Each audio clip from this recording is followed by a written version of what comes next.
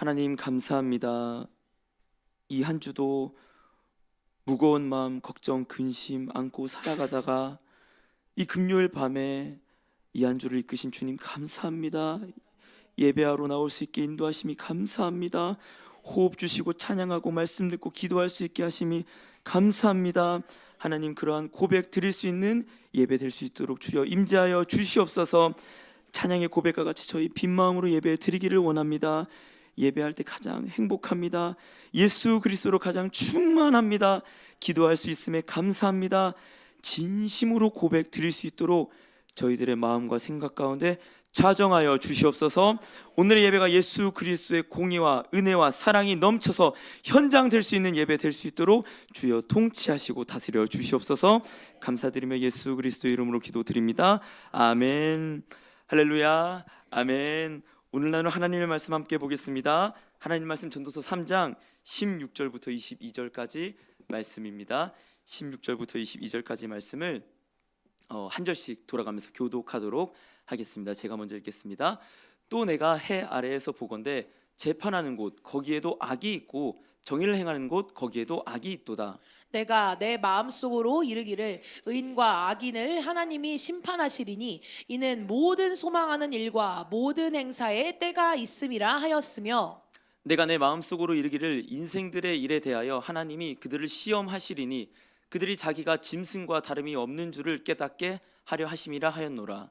인생이 당하는 일을 짐승도 당하나니 그들이 당하는 일이 일반이라. 다 동일한 호흡이 있어서 짐승이 죽음같이 사람도 죽으니 사람이 짐승보다 뛰어남이 없음은 모든 것이 헛됨이로다. 다 흙으로 말미암았으므로 다 흙으로 돌아가나니 다 한 곳으로 가거니와. 인생들의 혼은 위로 올라가고 짐승의 혼은 아래 곧 땅으로 내려가는 줄을 누가 알랴. 함께 읽겠습니다. 그러므로 나는 사람이 자기 일에 즐거워하는 것보다 더 나은 것이 없음을 보았나니 이는 그것이 그의 몫이기 때문이라. 그의 뒤에 일어날 일이 무엇인지를 보게 하려고 그를 도로 데리고 올 자가 누구이랴. 아멘. 우리 옆에 계신 분들께 이렇게 한번 인사해 봤으면 좋겠습니다. 은혜로 손살같이 흘러갔습니다. 제가 오늘 이제 말씀을 준비하는 중이었는데 제가 함께 필리핀으로 가갖고 치과 기공 선교를 했었던 집사님께 카톡이 왔었어요. 그 집사님은 지금도 쉬실 때 시간이 날 때마다 필리핀을 가서 틀니를 만들어 주고 옵니다. 그래서 이제 그 틀니 만들어준 사진을 쭉 보내주면서 뭐라 했더라. 아무튼 이렇게 보내면서 내일 이제 공항에서 온 다음에 만나기로 약속을 했어갖고 내일 연락을 하겠다라고 이제 연락이 왔었습니다. 제가 이제 3시에 보통 출근을 해갖고 말씀을 준비하는데 보통도 그런 것 같아요. 말씀을 한번 준비하고 하나님께서 이 말씀의 문을 탁 열어주시면 시간이 가는 줄 모르는 겁니다.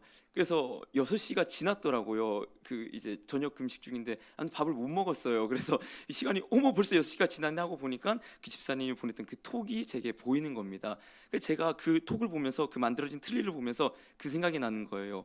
아 맞다, 내가 틀니 만들 때 그랬었지. 그러니까 제가 이제 틀니를 만들 때도 시간이 가는 줄 모르는 거예요. 이렇게 고개를 숙이고 일어나면은 해가 뉘엿뉘엿거리고 고개를 숙이고 일어나면은 깜깜한 밤이 돼 있고 그랬는데 하나님 저를 이제는 말씀을 보다가 눈을 뜨니까 저녁이 됐네 하는 인생으로 만들어 주셨군요. 강건하면 80이고 손살같이 지나가는 인생에 하나님 저 이렇게 하나님에게만 푹 거하다가 금방 눈 떴더니 주님 벌써 천국이네요. 아멘. 저 이런 인생 정말 살기를 소망합니다. 예배 드리다가 하나님 벌써 천국 갈 때가 왔네요. 이러한 은혜가 저와 여러분들 가운데 빛과 소금 교회 가운데 있기를 소망합니다. 아멘.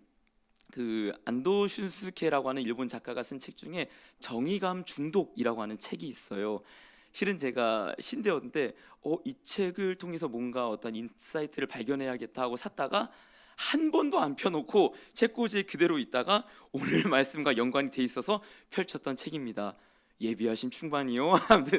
이제 그 책의 내용이 그런 거예요. 오늘날 말하는 어떤 그런 내용들 있잖아요. 인터넷에서 참교육, 신상을 공개하고 정의를 구현하겠다라는 그런 일들이 요즘에 많이 일어나고 있잖아요. 근데 그러한 내용들이 그 일본 작가는 그리스도인은 아닌데요.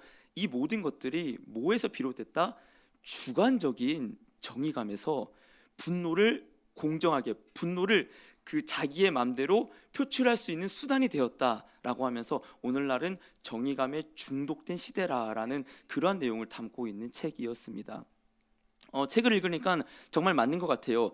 주관적인 나의 의로 말미암은 정의감을 분노로 표출하는 도구로서 자기 마음대로 공정하게 쓰고 있다라는 사실이죠. 이건 사실 미디어에서 너무 많이 나타나요. 저는 사실 보진 않았는데 더 글로리라는 드라마 보신 적 있습니까? 연진아 내 꿈은 너야 했던 그 드라마, 사실 저 안 봐서 몰라요. 내용을 그냥 그 복수국이란 것만 알고 있어요.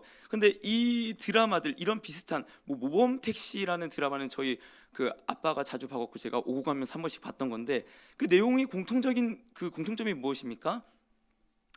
그 자기의 복수, 그러니까 사적 복수, 자력 구제, 자력 구원이 일어나는 그것이 정당하다라는 게 드라마로 보여지고 있다라는 사실이에요. 뭐죠? 이제 공권력은 실추되었어.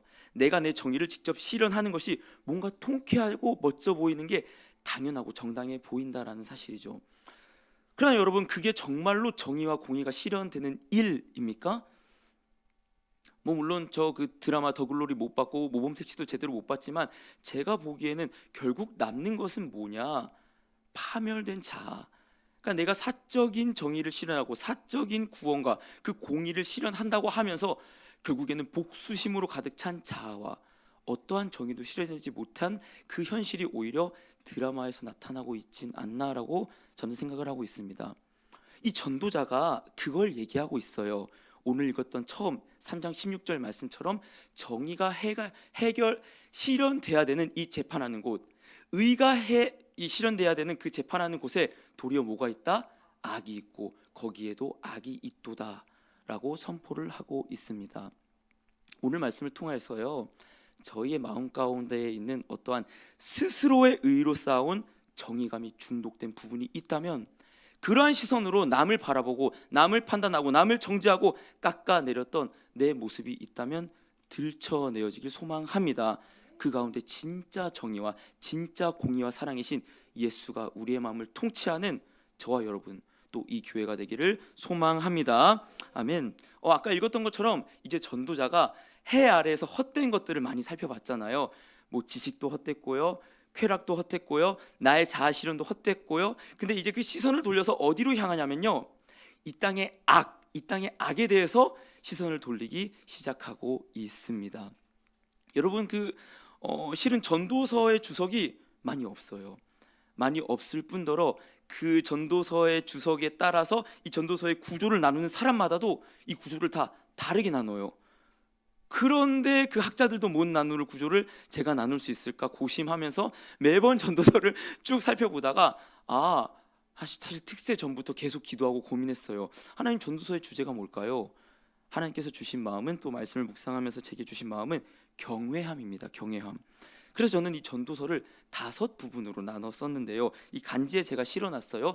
경외함이라는 단어가 5번 등장을 합니다. 3장 14절에 내용은 살펴보진 않겠고 뒤에 뭐라고 나와요? 그의 앞에서 경외하려 하신 줄 내가 알았도다 라고 얘기를 하고 있고요. 또 다음 부분에 두 번째로 나오는 경외가 5장 7절에 나와요.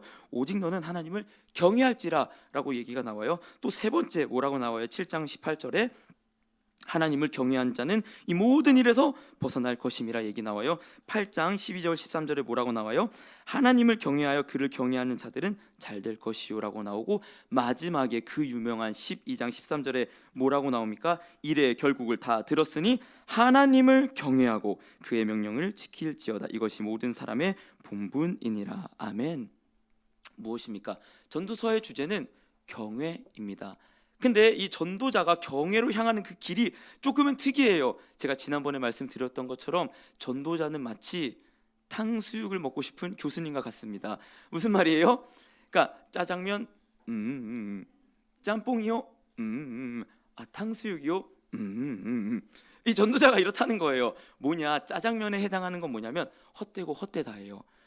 이 인간과 인생들의 한계, 헛된 게 쭉 나오는데, 헛될 뿐만 아니라 악해요. 악할 뿐만 아니라 죽음에 처해져 있어요. 인간의 한계와 헛됨을 얘기하고, 그래서 우리가 어떤 결론이 나오냐? 인간의 한계 속에서 하나님께서 주신 그 즐거움을 누리는 것이 선물이다. 아멘이에요. 맞아요. 이걸 얘기해요. 근데 이게 최종점, 도착 지점이에요? 아니요. 이건 짬뽕이에요. 정말 원하는 건 어디예요? 그래서 하나님을 경외해야 돼. 아멘이요. 근데 경외하는 그 방향이 저희는 성경 전체에서 누구를 가리키고 있다? 예수 그리스도요. 예수 그리스도, 진짜 예루살렘의 왕이자 진짜 지혜자이자 진짜 전도자이신 예수 그리스도로 향하게끔 전도자가 계속 이끈다라는 사실입니다. 이것만 인지하고 전도서를 봐도 많이 헤매지 않을 거라고 저는 생각을 합니다. 이러한 시선으로 저희 이 전도서 3장 16절에서 22절 오늘 본문도 살펴보기를 원해요. 전도자는 어디로 시선이 향했다? 악한 세상으로 시선이 향했다라는 사실입니다. 그러니까 이 전도자가 그래서 17절에 3장 17절에 이어서 뭐라고 얘기를 하면요, 내가 내 마음속으로 이르기를 의인과 악인을 하나님이 심판하시리니 이는 모든 소망하는 일과 모든 행사가 때가 있음이라 하였으며. 아멘. 여기에서 사실 중요한 히브리어들이 많이 나와요. 죄송해요, 미리 예고합니다. 오늘 히브리어가 많이 나옵니다. 궁금하신 분들은 여러분들 저에게 개인적으로 연락 주세요. 010-4787-8737로 연락 주세요. 제가 무료로 히브리어 다 알려드리겠습니다. 자, 여러분 보세요. 간지 맨 위에 보면 3장 16절에 재판이 뭐냐면 미슈파트예요. 정의. 정의가 뭐냐? ጼ데카예요. 미슈파트와 ጼ데카, 여러분 많이 들어보실 수 있어요. 의와 공이라는 단어가 굉장히 성경에 많이 나오잖아요. 그게 뭐냐면 미슈파트와 ጼ데카예요. 근데 이 하나님이 심판자가 되신다라고 하는 심판하다라는 단어, 동사가 뭐냐? 샤파트예요. 샤파트, 미슈파트 비슷하죠? 똑같이 나온 단어예요. 심판하다가 샤파트고, 심판하는 원리가 뭐다? 하나님의 정의, 그게 정의가 미슈파트라는 뜻이에요. 보세요 여러분, 16절에 미슈파트와 ጼ데카가 행해져야 되는 그곳에 악이 행해지는 인간들의 한계 속에서 전도자는 무엇을 발견했다는 것입니까? 샤파트, 그 미슈파트와 ጼ데카를 행할 수 있는 유일한 분은 누구시다? 하나님 한 분이시다. 아멘이요. 저희는 먼저 대전제 두 가지를 알고 말씀에 들어가야 돼요. 첫 번째는 뭐냐? 우리는 정의와 공의를 행할 수 있다 없다? 없다. 없는 존재다. 오직 그 심판자, 그걸 행할 수 있는 분은 누구시다? 하나님이시다. 이 대전제 두 가지를 갖고 말씀 속으로 들어가기를 원하는데요. 여러분, 근데 한 가지 생각해 볼 필요가 있습니다. 이 전도자가 말하는 말이, 그렇다면 우리 인간은 정의, 공의라는 것을 행하기를 원하는 존재입니까? 아닙니까? 두두둥 고민이 되시죠? 저희는 정의를 행하기 원하는 존재예요? 아니에요? 원하지만 아니에요. 정답입니다. 정답입니다. 맞아요. 원하지만 아니에요. 여러분, 실은 저희 전도서 말씀을 굉장히 좋아하게 된 이유 중 하나가요, 전도서는 우리 그리스도인들에게만 문을 활짝 열어놓은 게 아니라 비그리스도인들, 심지어 비종교인들에게까지 문을 활짝 열어놓고 있다는 사실이에요. 지난번에 봤던 것처럼 종교인이나 비종교인이나 영혼을 사모하는 마음이 있습니까? 없습니까? 있어요. 그 말씀으로 이 말이 맞네, 성경이 맞네라고 하면서 마음의 문을 활짝 열어놓은 지혜가 있다는 말입니다. 마찬가지로 저희 마음 가운데 종교인이든 비종교인이든 무신론자든 신론자든 모두 다 정의를 원하는, 갈망하는 마음이 있다라는 사실입니다. 그러나 아까 나왔던 것처럼 그것을 행할 수 있는 능력은 있다 없다? 없다라고 전도자, 지혜자가 얘기하고 있다는 사실이에요. 이거는 로마서에서 바울이 이렇게 얘기를 했었어요. 2장 14절 15절에 율법 없는 이방인이 본성으로 율법의 일을 행할 때에는 이 사람이 율법이 없어도 자기가 자기에게 율법이 되나니 이런 이들은 그 양심이 증거가 되어 그 생각들이 서로 혹은 고발하여 혹은 변명하여 그 마음에 새긴 율법의 행위를 나타내느니라. 아멘. 바울이 뭐라고 얘기했냐면요, 율법에 대한 얘기를 하다가, 아니 그럼 율법 없는 이방인들은 어땠어요? 율법 없는 이방인들은 어땠는 줄 알아? 율법은 없었는데 그 마음의 율법인 양심을 하나님께서 심겨 두었어, 얘기를 하고 있는 거예요. 정의, 쉽게 말하는 도덕이라는 것을 우리 마음에 심어 두셨단 말입니다. 그런데 이 말을 오해하지 마세요. 그럼 마음의 율법인 양심을 통하여서 우리가 양심을 이루면은 그러면 율법을 이룬 거니까 구원을 이룬 거예요? 아니요, 오히려 정반대입니다. 바울을 얘기하고 있어요. 율법을 이룰 수 없듯이 양심도 이룰 수 없어. 율법이 너희에게 죄가 죄인 걸 알려주듯이 양심은, 도덕이라고 하는 것은 너희가 죄인이라는 것을 알려줄 뿐이야. 이런 얘기를 바울은 하고 있다는 사실입니다. 그러니까 저희 안에 다 뭐가 있다는 거예요? 정의감, 도덕심 이런 게 있다라는 사실입니다. 서두에 말했던 것처럼 우리 안에 우리 스스로의 정의감에 취할 수 있는 요소가 있다라는 거예요. 문제는 뭐냐? 그 정의가 선악과를 따먹은 우리의 정의냐 아니면 하나님의 정의냐, 이 차이가 문제가 되겠지요. 여러분, 길 가는 사람들에게 물어보세요. 여러분은 천국에 갈 수 있나요? 여러분은 착하나요? 라고 물어보면요, 놀랍게도 대부분 사람들은 그래도 난 착하게 산 것 같아. 대부분요, 난 나쁜 사람이에요, 이렇게 말하지 않아요. 좀 부족하죠. 근데 그래도 착하게 살려고 노력했어요 라고 얘기해요. 무엇을 기준으로? 말씀을 기준으로, 하나님을 기준으로? 아니요, 내 정의를 기준으로 얘기해요. 나는 나의 정의감대로 살았습니다. 저는 이것을 뭐라고 얘기하냐? 정의감에 중독되셨군요. 여러분의 정의감에 중독되셨군요 얘기를 할 겁니다. 그러면 성경이 말하는 하나님의 정의와 공의는 무엇입니까? 이 미슈파트와 ጼ데카가 처음 나온 장면을 살펴보면 알 수 있을 텐데요. 창세기 18장 17절에서 19절에 이게 등장을 해요. 여호와께서 이르시되 내가 하려는 것을 아브라함에게 숨기겠느냐? 아브라함은 강대한 나라가 되고 천하 만민은 그로 말미암아 복을 얻게 될 것이 아니냐? 내가 그로 그 자식과 건송에게 명하여 여호와의 도를 지켜 모여 의 ጼ데카와 공도 모여 미슈파트를 행하게 하려고 그를 택하였나니. 아멘. 하나님이 아브라함을 왜 택했대요? 미슈파트와 ጼ데카, 의와 공도를 행하게 하려고 택했다라고 얘기를 하고 있어요. 어제 잠깐 나눴지만 복복다로 아브라함을 부르셨어요. 근데 그 복을 전하고 복의 통로가 되는 그 길이 뭐예요? 의와 공의를 행하는 일이라고 얘기를 합니다. 그럼 그 일이 뭐예요? 바로 이어지는 아브라함의 행동에서 나와요. 이 창세기 18장이 뭐예요? 소돔과 고모라의 멸망을 예고하는 아브라함, 그 여호와와 두 천사, 여호와의 세 천사가 등장하는 장면이잖아요. 그 멸망의 소식을 듣고 아브라함이 뭐해요? 18장 25절에 아브라함이 이렇게 얘기해요. 주께서 이같이 하사 의인을 악인과 함께 죽이심은 부당하오며 의인과 악인을 함께 하심도 부당하니이다. 세상을 심판, 샤파트 하시는 이가 정의를 행하실 것이 아니니까. 아멘. 아브라함이 뭐 하고 있어요? 중보하고 있어요. 여러분, 정의와 공의를 행한다는 것은요, 나는 도덕적으로 윤리적으로 좀 올바르게 살았어, 봉사도 하고 구제도 하고 헌금도 해봤어, 이게 정의와 공의를 행하는 것입니까? 물론 그렇게 나타날 수 있어요. 근데 성경은 맨 처음 미슈파트와 ጼ데카가 뭐라고 얘기해요? 하나님과 세상 사이에서 중보자가 되는 것이 공의와 정의 행하는 거라고 얘기하고 있습니다. 뭐예요? 정확히 더 세세하게 말하면요, 아브라함은 하나님이 어떤 분이신지 알았어요. 하나님은 정의로운 분이십니다. 의를 행하는 분이십니다. 하나님이 어떤 분이신지를 알고 실은 아브라함이 소돔과 고모라를 위해 기도할 필요가 있어요? 아니요, 아브라함은 그 마므레, 상수리 마므레에서 평안을 누리고 있었어요. 근데 몇 번이나 기도해요? 50명, 45명, 40명, 30명, 20명, 10명 6번이나 연거푸 기도합니다. 중보합니다. 왜요? 롯, 이웃을 위해서, 이웃을 향한 사랑을 가지고 하나님이 어떤 분인지를 알고 중보하는 것이 바로 뭐다? 정의와 공의를 행하는 거다.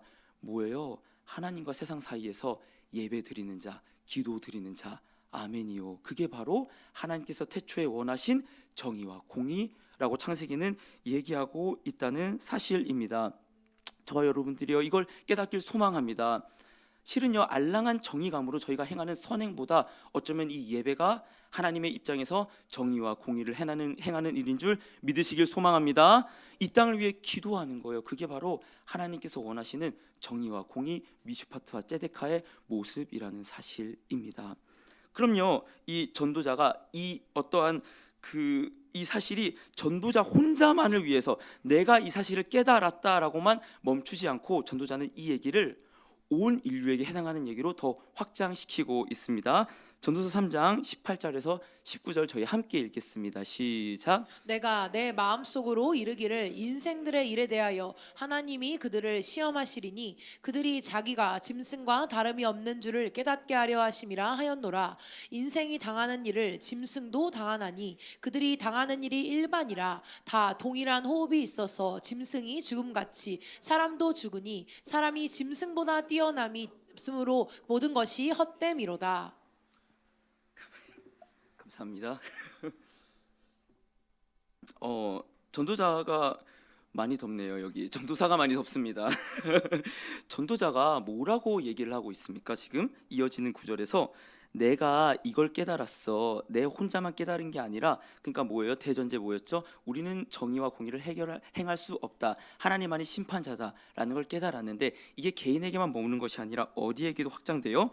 내가 내 마음속에 이르기를 인생들에게 이걸 깨닫게 하신 하나님의 의도가 뭐라고 얘기해요? 하나님이 그들을 시험에서 뭘 알기 원하는 거예요? 그들이 자기가 짐승과 다를 바 없는 줄을 깨닫게 하려 하심이라. 아멘이요. 여기서 시험하다가 정확히 말하면 깨끗하게 하다예요. 그냥 클리어하게. 뭐예요? 분명하고 깨끗하게 뭘 알기 원하는 거예요? 얘 인간들 너희 짐승과 일반이야. 다를 바 없어. 말해주고 싶었다라는 사실입니다. 그러면서 전도자가 가져온 게 뭐냐? 19절에 죽음이라는 주제입니다. 봐봐, 너희나 짐승이나 똑같이 호흡을 갖고 있지. 근데 죽으면 너희가 다 어차피 먼지로 돌아가, 흙으로 돌아가. 이 얘기를 하고 있다라는 사실입니다. 여러분, 이 전도자가 괜히 우리들을 낮추는 게 아니에요. 왜 그러냐? 지난번에도 얘기했지만 우리의 한계를 계속 폭로하고 있다는 사실입니다. 너희가 얼만큼 그 정의와 공의를 행할 수 있다고 생각해? 아니, 너희가 행하는 그 정의, 너희가 그 정의감에 중독된 모습, 짐승이랑 하나 다를 바 없어. 얘기하고 있다는 사실이에요. 근데 여러분, 이 전도자는 진짜 지혜자가 확실합니다. 왜냐면요, 이 짐승과 일반이라, 그리고 인생들, 호흡, 이 모든 내용이 이미 구약 성경에 나타난 부분이 있어요. 이 또 히브리어가 나와서 죄송하지만 인생들이 정확히 번역하면 아담의 아들들, 아담의 후손들이라는 뜻이에요. 이 아담의 아들들아, 너희가 짐승과 똑같이 죽는 그런 호흡으로 똑같이 죽는 존재야 라고 얘기하는데, 아담의 후손들이 짐승과 동일하게 죽는 사건이 창세기에서 어디 있었죠? 훌륭합니다. 노아의 홍수 맞습니다. 맞습니다. 제가 정말 그 전도사들을 목회자 후보생이라고 부르거든요. 근데 제가 권사님을 목회자 후보생이라 부르겠습니다. 훌륭합니다. 이 노아의 홍수가 탁 떠올랐다는 것은 성경이 머릿속에 있다는 뜻이에요. 맞아요. 전도자는 사실은 노아의 홍수, 창세기 6장의 이야기를 떠올리며 가져오면서 너희가 짐승과 일반이라고 얘기하고 있어요. 한번 창세기 6장으로 가볼까요? 창세기 6장 1절에서 3절입니다. 사람이 땅 위에 번성하기 시작할 때 그들에게서 딸들이 나니 하나님의 아들들이 사람의 딸들의 아름다움을 보고 자기들이 좋아하는 모든 여자를 아내로 삼는지라. 여호와께서 이르시되 나의 영이 영원히 사람과 함께하지 아니하리니 이는 그들이 육신이 됨이라. 아멘. 얘기하고 있습니다. 자, 하나님의 아들들이라고 말하는 것은 몇 번 많이 들어보셨겠지만 논란이 많아요. 첫 번째는 천사들이다. 하나님의 아들들이 천사들로 쓰이니까. 두 번째는 세세계통들이다. 세 번째는 왕들, 하나님의 아들들을 왕들로 쓰였기 때문이라고 얘기합니다. 물론 저는 하나님의 천사들이 사람의 딸들이랑 관계를 맺었다? 저는 이거는 너무 이상하다고 봅니다. 이것만 제외하고 세세혈통이었다, 아니면은 그 왕들이었다, 그렇게 나타내는 것 다 옳다고 봅니다. 근데 저는 이게 창세기 5장부터 나오는 결론이라고 생각합니다. 창세기 5장 1절을 보면요, 아담의 계보라라고 시작을 하는데, 아담의 아버지가 누구처럼 등장하냐면 하나님께서 아담을 자신의 모양으로 창조하시고라고 얘기 나와요.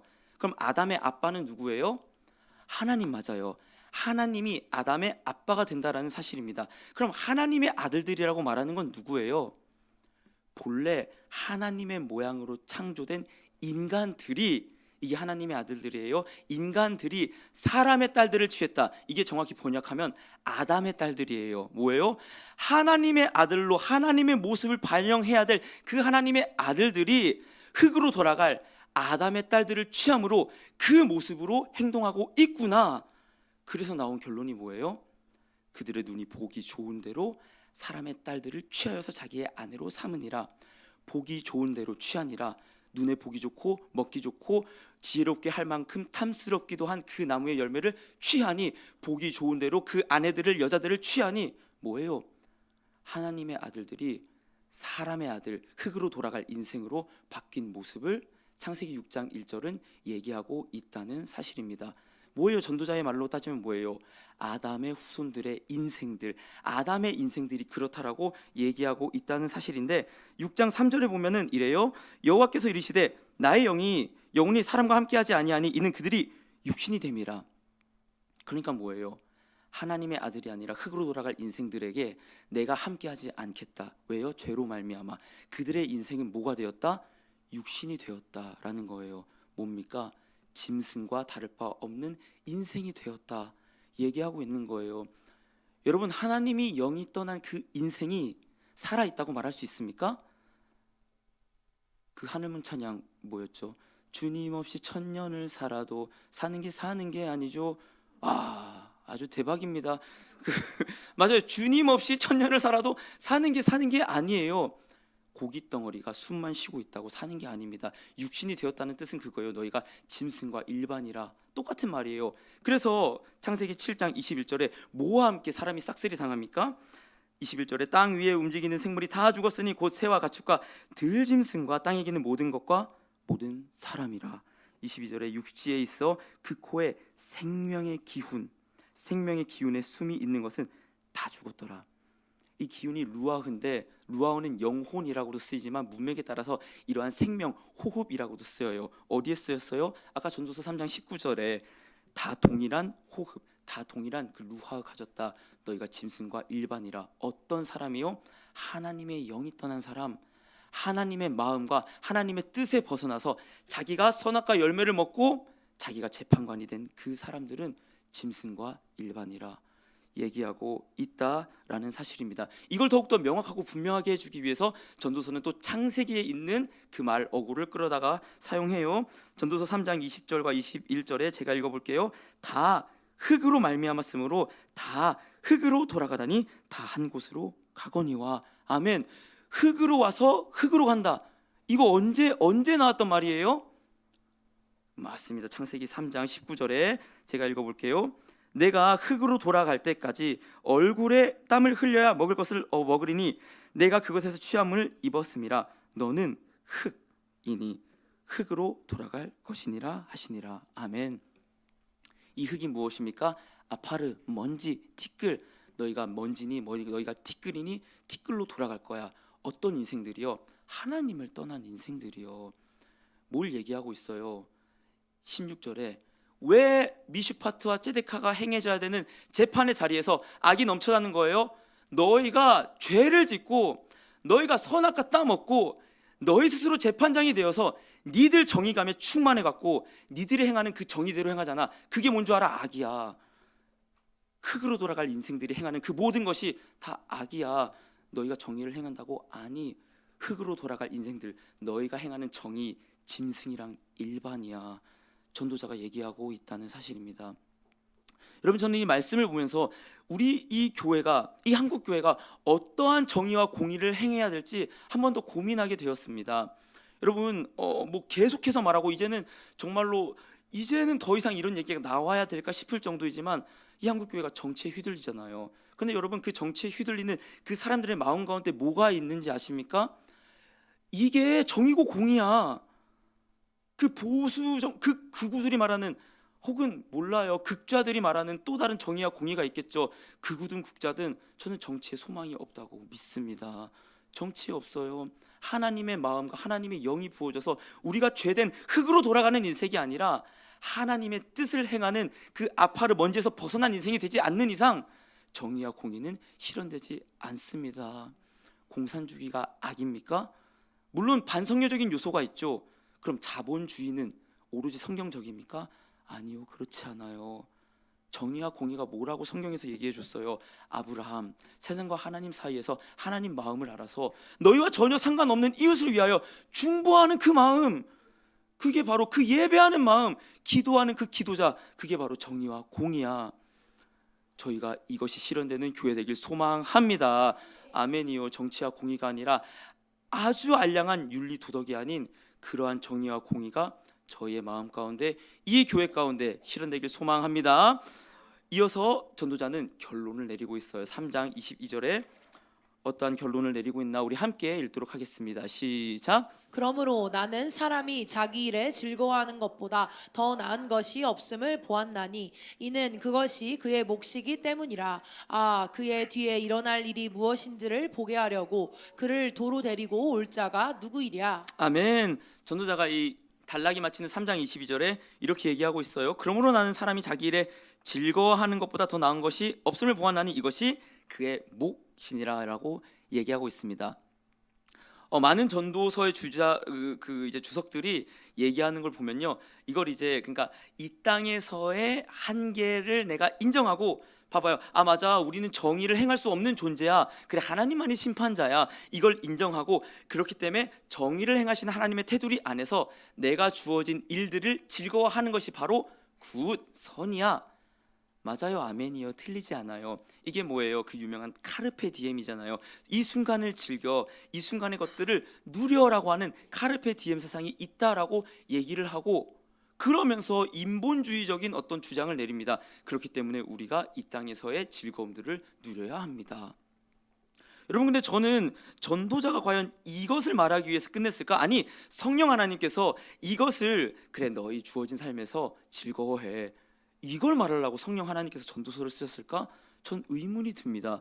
이렇게만 끝나면 그냥 그냥 할아버지의 훈시잖아요. 그냥 인생이 그래, 즐겁게 살아, 그러니까 뭘 힘들게 그래, 이걸 말하려고 성경이 쓰였을까요? 아니요, 저는 하나님이 그런 할아버지의 훈시를 주기 위해 쓰였다 생각하지 않습니다. 여러분, 이 몫이라고 얘기하는 단어가 히브리어로 헬레크인데요, 여기에 조금 집중해 보기를 소망합니다. 왜냐면요, 이 전도자는요, 진짜 몫이 이 땅에서 즐기는 것, 그것으로만 끝나는 것이 아니라 더 영원한 몫을 바라보면서 이 말을 했기 때문입니다. 무슨 말인지 한번 좀 살펴보기를 원하는데, 이 몫이 신명기에서 이렇게 쓰였는데요, 신명기 18장 3절에 제사장이 백성에게 받을 몫은 이러하니 곧 그 드리는 제물의 소나 양이나 그 앞다리와 두 볼과 위라, 이것을 제사장에게 줄 것이요.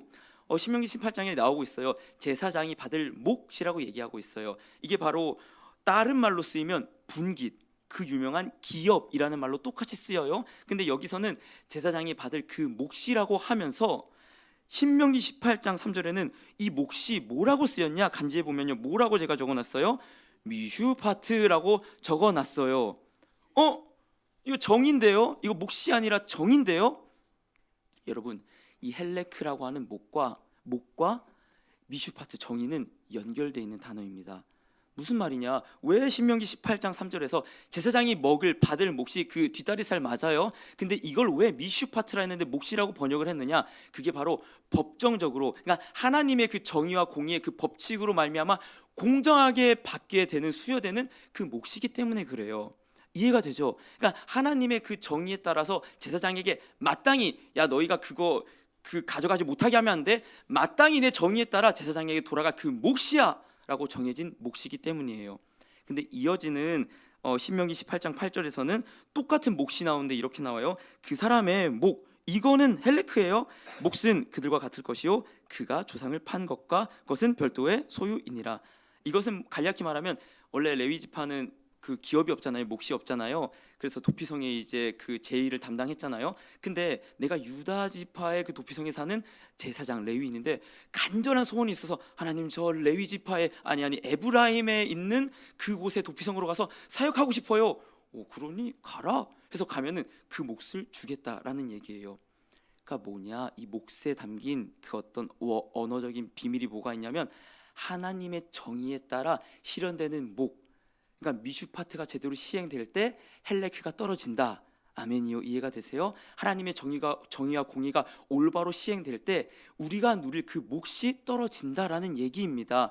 이게 이사야에서 더 분명하게 나타나요. 이사야 61장 7절에서 8절을 보시면요, 너희가 수치 대신에 보상을 배나 얻으며 능욕 대신에 이게 뭐예요? 헬레크, 몫으로 말미암아 즐거워하리라. 그리하여 그들의 땅에서 갑절이나 얻고 영원한 기쁨이 있으리라. 근데 이게 어떻게 이루어진다는 거예요? 8절에 물은 나 여호와는 정의를 사랑하며 불의의 강탈을 미워하며 성실히 그들에게 갚아주고 그들과 영원한 언약을 맺을 것이라. 아멘. 하나님께서 온전한 정의, 온전한 미슈파트를 행하자 이스라엘, 땅을 빼앗기고 포로로 끌려갔던 이스라엘에게 뭐가 떨어진다? 헬레크 몫이 떨어진다라는 얘기입니다. 이해가 되시지요? 그러니까 이 몫을 쓴 전도자의 말은요, 단순히 이 땅에서 그냥 즐겁게 살아, 그게 낚시야 몫이야, 이게 아니라 더 분명한 목, 더 분명한 하나님의 정의가 온전히 실현되어서 그 정의의 분깃이 떨어지기를 내가 바랍니다라는 염원이 있다라는 사실이에요. 이건 저의 자의적인 해석이 아니에요. 왜냐하면 그 뒤에 전도자가 뭐라고 얘기해요? 그의 몫이기 때문이라라고 끝났으면 제가 말을 안 해요. 근데 그 뒤에 뭐라고 얘기합니까? 그의 뒤에 일어난 일을 무엇인지 보게 하려고 그를 도로 데리고 올 자가 누구랴? 전도자가 얘기하고 있어요. 그 몫이 끝이고 즐거워하라라고 때문이라고 끝나면 제가 얘기 안 해요. 근데 그게 끝이 아니라 이 진짜 정의의 분깃, 이 헬레크, 이 몫을 보기 위하여서, 그러니까 뒤에 있는 일을 보게 한다는 것은 온 미래를 보고 진짜 정의를 실행하실 그분은 누구인가? 진짜 그 정의를 실행하여서 우리에게 몫을 주실 이는 누구인가? 전도자가 얘기하고 있다는 사실입니다. 여러분, 진짜 정의와 공의를 행하셔서 우리에게 정의의 분깃을 행하실 분은 누구이십니까? 예수 그리스도. 아멘이요. 맞습니다. 근데 여러분, 저는 이 말씀을 보면서 이 정의와 공의를 행하여서 진짜 올바른 심판, 올바른 샤파트로 이스라엘에게 구원을 줄 그 왕, 평강의 왕이 바로 솔로몬이라는 사실이 보였습니다. 여러분, 솔로몬은 예수님의 예표입니다. 무슨 예표요? 평화의 왕으로서 예표예요.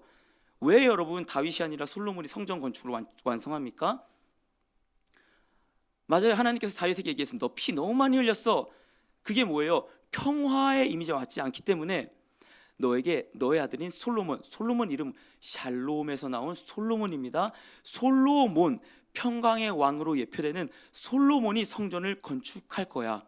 성전 건축을 누가 최종적으로 성취하십니까? 예수님이요. 맞아요.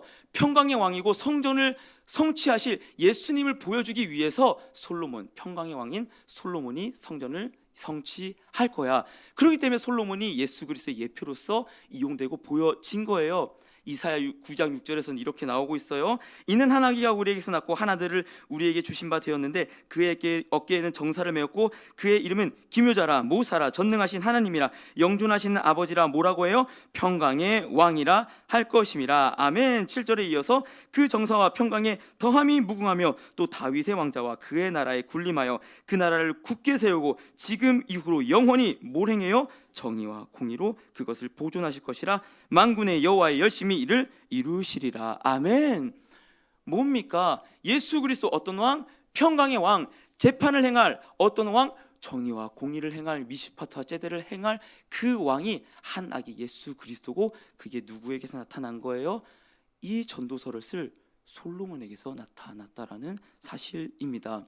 여러분, 그래서 저는 이 솔로몬에게 이루어진 재판을 통하여서 어떻게 정의와 공의가 행해질 수 없는 우리 가운데 올바른 심판 샤파트가 일어나서 이스라엘에게 구원이 일어나는지, 예수 그리스도의 구원이 보여지는지 구약으로 가보길 원하는데, 여러분, 솔로몬이 왕 되고 처음 구한 게 뭐예요? 지혜. 어떠한 지혜입니까? 백성들을 재판할 지혜입니다. 맞습니다. 열왕기상 3장 9절에 얘기해요. 누가 주의 이 많은 백성을 샤파트예요. 재판할 그 지혜가 있습니까? 주의 종에게 듣는 마음을 주세요. 솔로몬이 구한 게 이거였어요. 그리고 그 하나님의 지혜를 받은 솔로몬에게 바로 이어지는 사건이 뭡니까? 그 유명한 두 여인의 재판 장면이 나오고 있습니다. 근데 여러분, 이 재판의 지혜와 권리를 받은 그 모습이 또 누구에게도 나타나요? 예수 그리스도. 요한복음 5장 27절에 보세요. 또 인자됨으로 말미암아 심판하는 권한을 주셨느니라. 아멘이요. 평강의 왕이고 성전을 이루시고 심판하는 재판장, 그 예수 그리스도가 완전히 솔로몬과 똑같잖아요. 이 재판 과정에서도 예수 그리스도의 구원이 어떻게 이루어지는지 나타난다라는 사실입니다.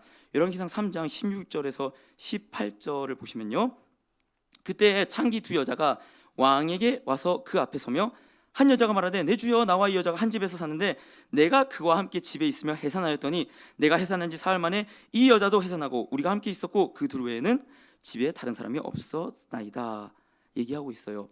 저와 여러분 잘 알고 있어요. 근데 자다가 그 한 여인이 한 아들을 어떻게 했다? 깔고 뭉갰다. 그래서 한 아들이 살았다 죽었다? 죽었다. 이 여인은 금식했어야 됐어요. 살을 뺐어야 됐어요. 예, 아무튼 깔고 뭉개서 아들이 죽은 겁니다. 그리고 나오는 거예요. 산 아들이 내 아들이고 죽은 아들이 저의 아들입니다. 아니요, 산 아들이 내 아들이고 죽은 아들이 저의 아들입니다. 이 얘기를 솔로몬에게 합니다. 이제 솔로몬에게 하나님의 지혜와 하나님의 마음과 하나님의 영이 임한 솔로몬에게 어떻게 하나님의 올바른 샤파트, 정의와 공의가 행해져서 이 이스라엘을 다스리고 구원할지 시험대 앞에 찾아왔습니다. 솔로몬이 어떻게 재판 샤파트 행하는지 한번 볼게요. 3장 23절에서 26절에 왕이 이르되 이 여자는 말하기를 사는 것은 내 아들이요 죽은 것은 내 아들이라고, 저 여자는 말하되 아니라 죽은 것은 내 아들이요 산 것은 내 아들이라 하는도다. 24절에 또 이르되 칼을 내게로 가져오라 하니 칼을 왕 앞으로 가져온지라. 야, 둘 다 네 아들이라니? 오케이, 칼 가져와. 25절에 얘기해요. 왕이 이르되 산 아이를 둘로 나누며. 이게 하나님의 지혜가 임한 자의 행동입니까? 이게 성령이 임한 자의 행동입니까? 그런데 여러분, 이 일을 통하여서 진짜 그 아들의 여인이 뭐라고 반응을 해요? 26절에 그 산 아들의 어미 되는 여자가 그 아들을 위하여 마음에 불 붙는 것 같아서 얘기하되 뭐라고 해요? 아니요, 내 아들 저 여자 주세요. 죽이지만 마세요. 살려주세요. 이 아들 죽이지만 마세요. 살려주시고 내가 아들을 포기할 테니 죽이지만 마세요. 얘기하고 있다는 사실입니다. 여러분 잘 보세요. 이 안에 어떠한 예수 그리스도의 구원의 모습이 보이는지요. 첫 번째는 이 여자 두 명은 그냥 여인입니까? 16절에 창기 두 여자가라고 얘기 나와요. 창기 두 여자가. 여러분, 이 당시에 창녀들은 어떤 입장이었어요? 돌로 맞아 죽어도 마땅한 입장이었어요. 근데 솔로몬이 그러니까 일반적으로 생각해 보면 솔로몬이 아닌 일반 왕이 생각해 보면 그 창녀 두 명이 와갖고 저 아들 내 아들이야, 저 아들 내 아들 이러면 어디 창녀들이 시끄럽게 야 그냥 둘 다 죽여버려 이래도 마땅했던 모습이었어요. 전도서 3장 16절에 나온 것처럼 정의와 공의가 행해지는 그 자리에서 오히려 악이 행해질 수밖에 없는 그 재판의 자리가 이루어질 수밖에 없는 상황이었어요. 근데 하나님의 영을 받고 정의와 공의를 행할 솔로몬은 어떻게 해요? 그 재판을 진행합니다. 마찬가지예요. 영적인 창기된 우리, 창녀된 우리가 하나님의 재판장 앞에 쓸 수 있는 기회가 주어지고 어떻게 하나님의 심판과 구원이 이루어져요? 하나님의 영을 받은 솔로몬이 어떠한 샤파트를 내립니까? 칼 가져와. 칼 가져왔을 때 어떠한 진실이 밝혀져요? 이 아이를 향한 진짜 사랑 뭐예요? 내가 아들을 포기할 테니 죽이지만 말아주세요. 아들을 포기할 테니 아들을 죽이지만 말아주세요. 아들을 포기할 테니 아들을 살려주세요. 이게 누구 마음입니까? 하나님 아버지 마음이잖아요. 내가 내 아들 예수를 포기할 테니 내 자녀를 살리겠다. 내가 내 아들 예수를 포기할 테니 내가 너희를 아들로 삼아 살리겠다. 로마서 5장 8절에 뭐라고 얘기해요? 우리가 아직 죄인 되었을 때 그리스도께서 우리를 위하여 죽으심으로 하나님께서 우리에 대한 사랑을 확증하셨느니라. 아멘이요. 이 샤파트가 어떻게 일어납니까? 하나님의 지혜와 불붙는 사랑으로, 하나님의 지혜와 아들을 포기할 수 없는, 아들을 내가 포기하더라도 아들을 살리겠다는 그 사랑이 합해져서 하나님의 샤파트, 하나님의 구원, 하나님의 정의와 공의가 실현되고 있다라는 사실입니다. 이 마음이 어떻게 나와요? 불붙는 마음이 호세아 11장 8절에 뭐라고 얘기합니까? 에브라임이여 내가 어찌 너를 놓겠느냐, 이스라엘이여 내가 어찌 너를 놓겠느냐, 내가 어찌 나를 아드마 같이 놓겠느냐, 내가 어찌 너를 스도임 같이 두겠느냐. 내 마음이 내 속에서 돌이켜 나의 긍휼이 온전히 완전히 불붙는 듯 하도다. 아멘.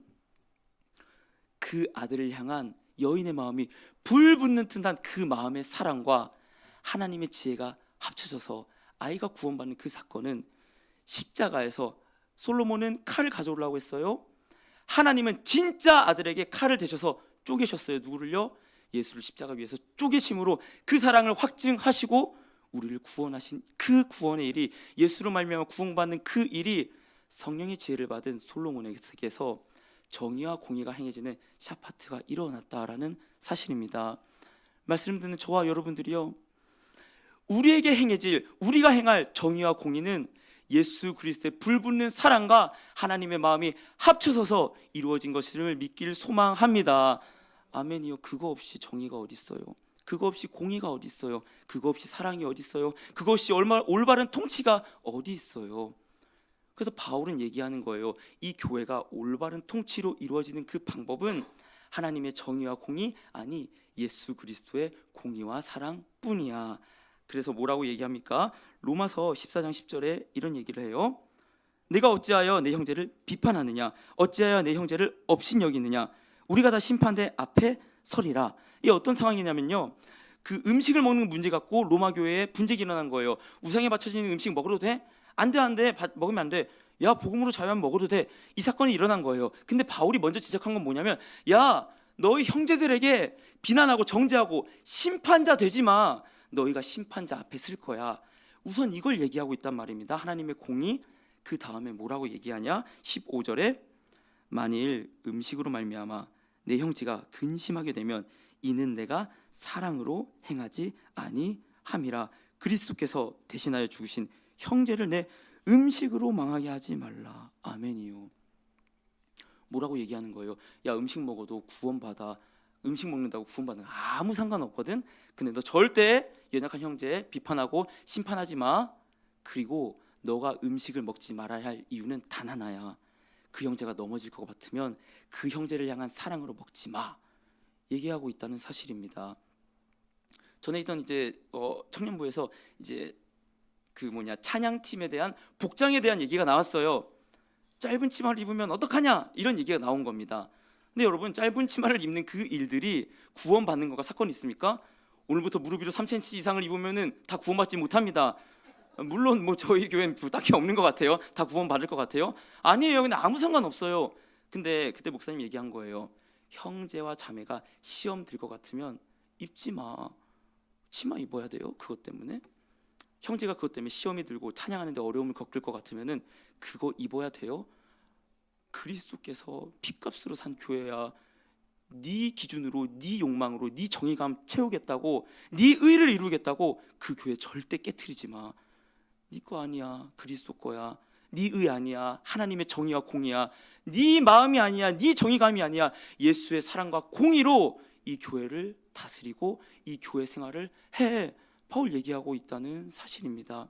똑같아요. 야고보서에서 야고보 사도도 어떻게 얘기하고 있어요?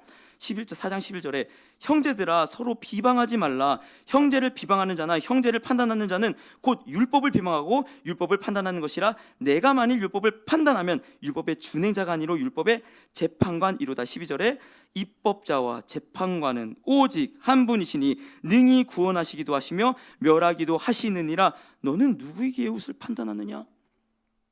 뭐라고 얘기하고 있어요?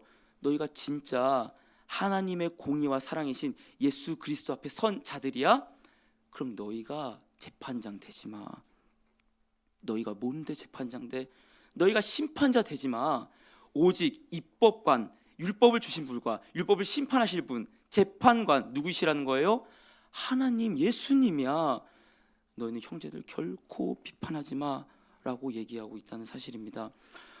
실은요, 말씀을 준비하면서 저는 지난주에 또 목사님께서 하셨던 그 말씀과 연장선에 있는 말씀이 선포되었다라고 생각을 합니다. 목사님께서 어떤 말씀을 선포하셨어요? 영혼을 품는 마음. 우리가 어떤 영혼의 죄에 대하여서 정죄하거나 판단하지 않고 그 영혼을 품어줄 수 있는 그러한 교회가 되길 원한다. 그런 메시지를 선포했었습니다. 근데 말씀을 제가 연구하면서 결국 도다른 결론은 똑같은 거예요. 너희 심판하지 마. 영혼들로 향하여금 너희가 그 영혼들을 너희의 기준으로 너희의 정의감에 취해갖고 너희의 의에 취해갖고 심판하고 정죄하지 마라는 결론이 나온 그 사실에서 저는 하나님, 이 말씀을 들어야 될 자가 누구입니까? 저입니까? 목회자들, 전도사, 목사 저희들입니까? 장로님, 권사님, 집사님들입니까?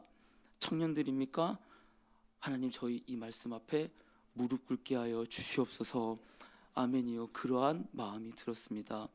말씀을 듣는 저와 여러분들, 아니 사랑받는 죄인된 여러분들, 저희가 그 심판과 재판에서 예수 그리스도의 사랑과 공의로 아들을 포기해서라도 아들을 살리고자 하는 그 사랑으로 구원받으신 줄로 믿습니까?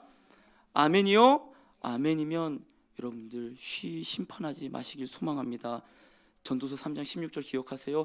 우리는 정의와 공의를 행할 수 없는 자들이니 너희의 심판자 되시는 하나님 앞에 무릎 꿇고 너희가 그 진짜 하나님과 세상 사이에서 이웃을 위한 사랑을 위하여 중보할 수 있고 하나님의 의로 심판할 수 있는 예수를 받아들여.